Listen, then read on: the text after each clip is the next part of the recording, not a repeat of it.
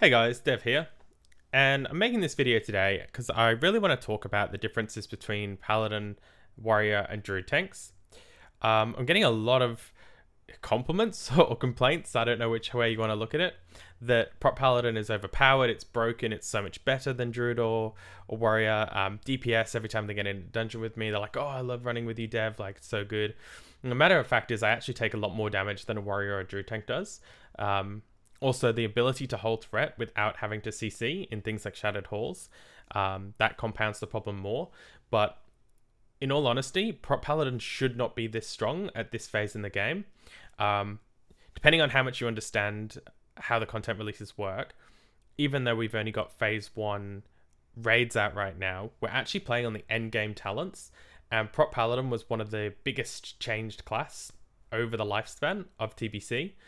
So today I just want to talk about where Prot Paladin should be for phase 1 or for the raids that we have right now, and how the changes in the talents that we have available to us are affecting other classes' perceptions of how we tank. Okay, so the first thing we're going to do, we're going to take a look and see what changed from vanilla into BC to show what state Prot Pally was in for the people that went through and tanked original heroics or attempt to tank original heroics on the Prot Pally. So let's have a look at some changes really quickly. These notes are either taken from the patch notes or they're taken from my research through digging through wikis and change logs and things like that. So the first thing, going into 2.1, Prot Paladins receive Spiritual Attunement. Now this remained unchanged throughout the whole of TBC as far as I can tell. So this is the talent that gives us our mana back. Gives 8% at low levels, and then we unlock 10% as we approach level 70. So Improved Divine Shield was renamed to Sacred Duty, and it now increases stamina by 3% per point for a maximum of 6%. Both Readout and Reckoning were changed. They no longer require critical hits to trigger. They now proc off melee and ranged attacks.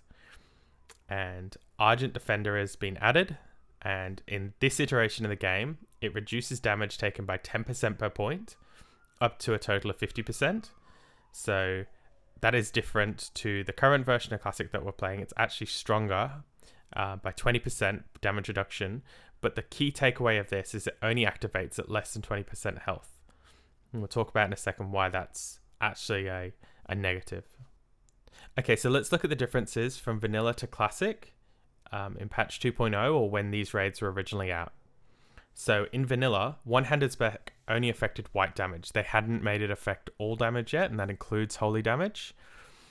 So that was a straight up about a 5% threat nerf to us. Argent Defender triggers at 20% health, which we just covered.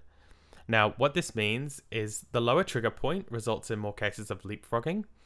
And leapfrogging is where the paladin goes from, say, 21% or 25%, and he gets hit for a quarter of his health, and he dies straight away. So this talent wouldn't even trigger. The only way to really trigger this talent is if you're tanking lots of mobs that are hitting you really softly. If you're tanking something hard hitting like a heroic, you're going to get clapped. And if anyone's ever healed a Prot Paladin, you know most Prot Paladins heroic take more damage than warriors, and they're harder to heal than druids. So improved Holy Shield hasn't been implemented at this point in the game. Holy Shield only limited to 4 charges for every window, and it doesn't have any bonus damage multiplier on it. So Improved Holy Shield increases its damage by 20%. That talent doesn't even exist yet.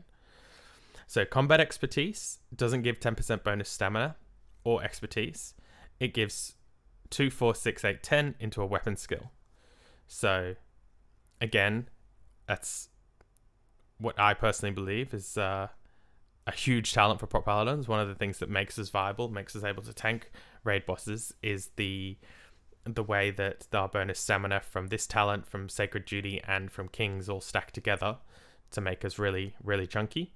Seal of Vengeance doesn't have bonus damage on its swing. This is not so much of a major one, but you could stack it up. It also had a shorter duration as well, which isn't written down, but it got increased to 15 seconds later on.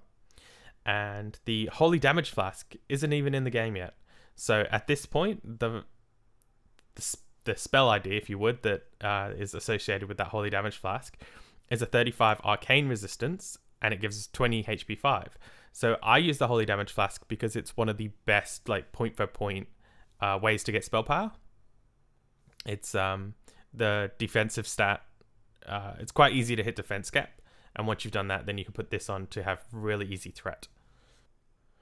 Okay, so now you can see the changes from the original TBC Prot Paladin to the one that we get to play today. And hopefully you can understand that it is a lot stronger. So when you see warriors and druids struggling with threat, you have to understand, like, in a way, I would have loved to play 2.0 talents and worked our way through progressively and got these abilities as they came. If you're new here, you might not know that I actually made Prot Paladin work through the entirety of Classic in some way, shape, or form. And I would have loved to have the more scuffed version of Prot. Struggled a little bit early on, not felt so overpowered doing dungeons, because at least in my mind, like, I don't normally gravitate towards the strongest class. Prot Paladin is just something I love. So I was actually hoping that we would get progressive talents and they could feed us these improvements over time. But obviously Blizzard deemed that too hard, or whatever reason they had too much money. I don't know. So remember where you came from. Remember how much original players probably struggled to make Prot Paladin into the viable tank that it is today. Great dungeon tanks. I'm not sure how we would have gone tanking raid bosses with only 4 charges and a lot less stamina. Definitely doable, I think, but would have required a lot more work. So I hope you enjoyed this little insight into Prot Pally, guys. And if you did, don't be afraid to hit that sub button. It looks like we're about to hit 5,000 subs in the next day or two. So thanks heaps for all your continued support. Hope you enjoyed the video, and I'll see you in the next one.